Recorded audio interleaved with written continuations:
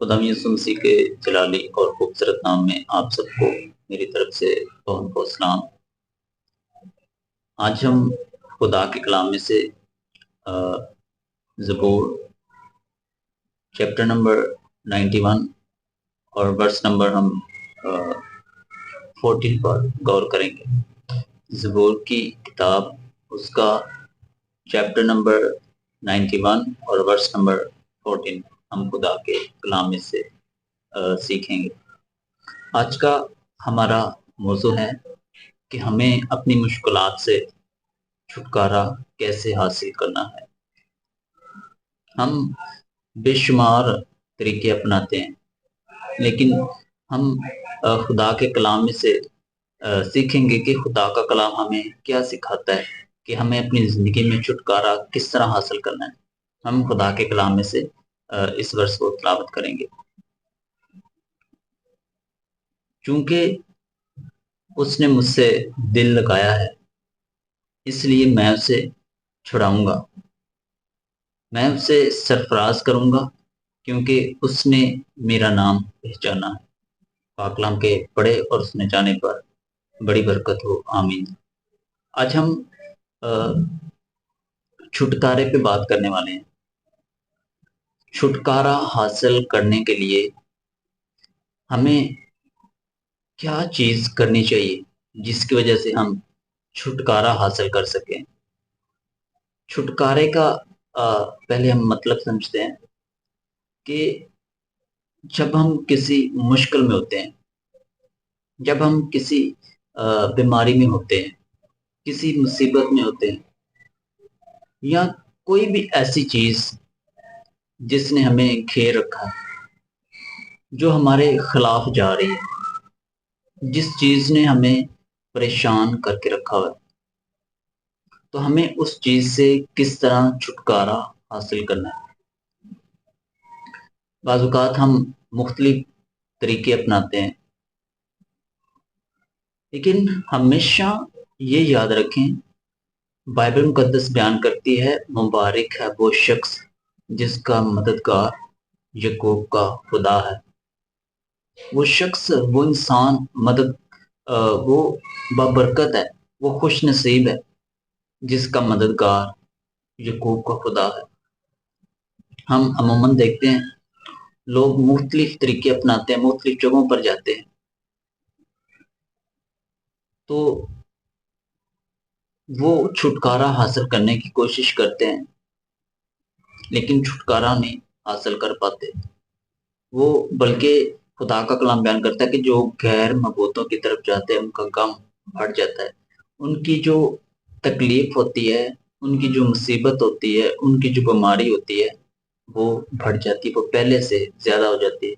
مطلب انسان بہتری کی طرف نہیں آتا، بلکہ جو ہے وہ اس کی حالت اور زیادہ بری ہو جاتی ہے۔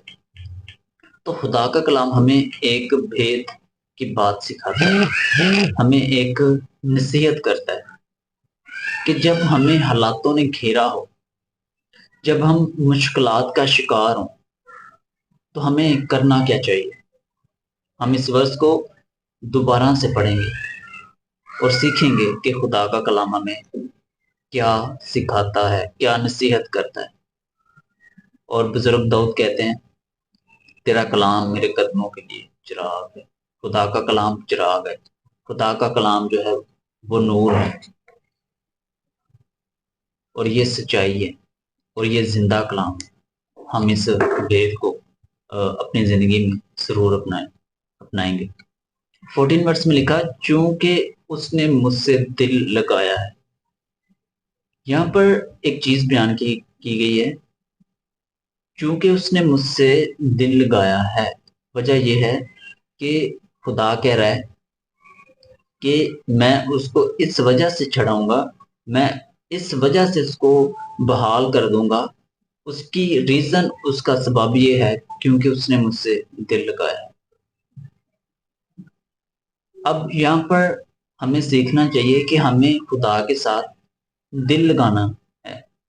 ہمیں لگانا کس طرح، یہ بھی سیکھنا چاہیے۔ اگر ہم کسی مشکل میں ہیں، اگر ہم خدا کے قریب نہیں آتے، اگر ہم خدا کے حضور جھکتے نہیں ہیں، اگر ہم خدا کے آگے دعا ہی نہیں کرتے، التجا نہیں کرتے، تو خدا ہمیں کیسے بحال کرے گا؟ خدا ہمیں کیسے چھٹکارا دے گا؟ خدا ہمیں کیوں چھڑائے گا؟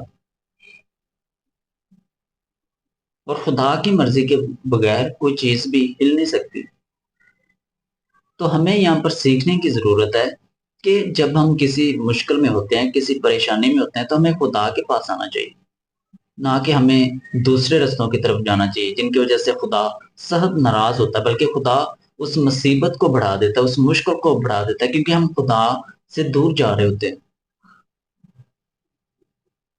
تو اگر آج ہمیں چھٹکارا حاصل کرنا ہے، اگر ہمیں خدا سے مدد حاصل کرنی ہے، تو ہمیں خدا کے قریب آنا چاہیے، ہمیں خدا کے حضور جھکنا چاہیے، ہمیں خاکسار بننا چاہیے۔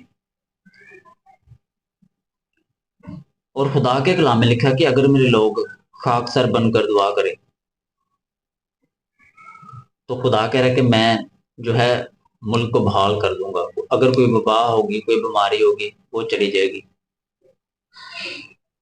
اور شرط یہ ہمیں خدا سے تعلق کو قائم کرنا ہے، خدا کے حضور آنا ہے، خدا سے معافی مانگنی کہ خدا تیری کیا مرضی۔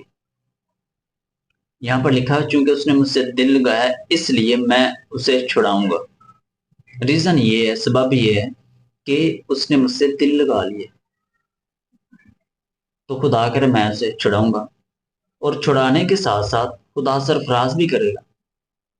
اب یہ ہمارے لیے ایک خوشی کی بات ہے کہ جب ہم کسی مشکل میں گزر رہے ہوتے ہیں، کسی مصیبت میں گزر رہے ہیں، اگر ہمارا فیصلہ خدا کی مرضی کے مطابق ہو گیا، اگر ہم نے کر لیا ہے، ڈیسیژن لے لیا ہے، خدا سے دل لگا لیا ہے، خدا کی قربت میں آ گئے، قریب آ گئے، تو یہ شوق تو یہ حقیقت ہے کہ خدا سرفراز بھی کرے گا۔